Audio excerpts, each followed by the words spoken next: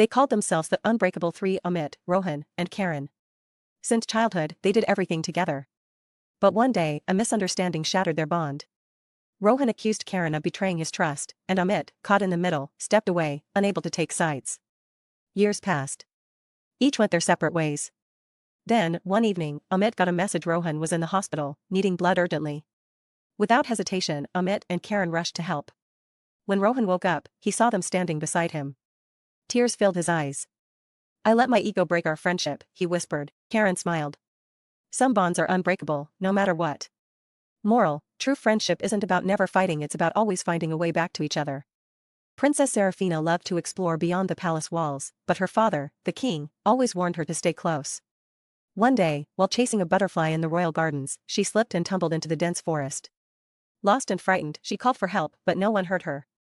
Just then, a scruffy golden dog appeared, wagging his tail. He nudged her forward, guiding her through the trees.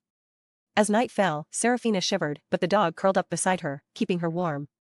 At dawn, the palace guards finally found her with the brave dog standing guard. The king, seeing his daughter safe, knelt and stroked the dog's fur. "You are a hero," he declared.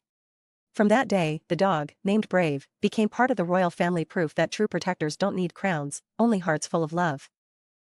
Prince Adrian and Princess Alara were set to marry, uniting their kingdoms. But Alara had a condition: "Before we wed, let's trade places for a week." Adrian laughed but agreed. As a princess, he expected luxury, but instead, he had endless lessons, meetings, and decisions.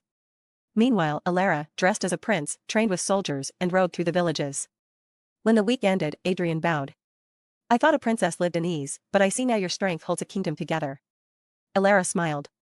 "And I thought a prince had freedom, but I've learned the weight of duty." They chose to rule as equals, realizing true leadership isn't about power but understanding. Every year, the Parker family hosted a grand feast.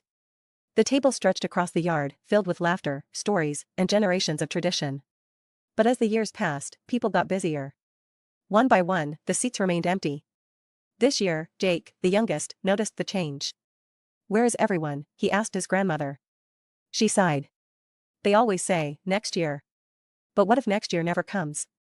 Determined, Jake sent heartfelt invitations, reminding everyone of the joy they once shared.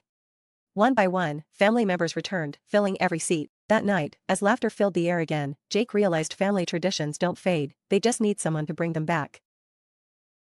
In a small village, a group of kids loved playing near old Mrs. Thompson's house. One day, they noticed her struggling to carry groceries. "She's always kind to us," said Leo. "Let's help." The next morning, they arrived with brooms and baskets. They cleaned her yard, carried water, and even fixed her broken fence.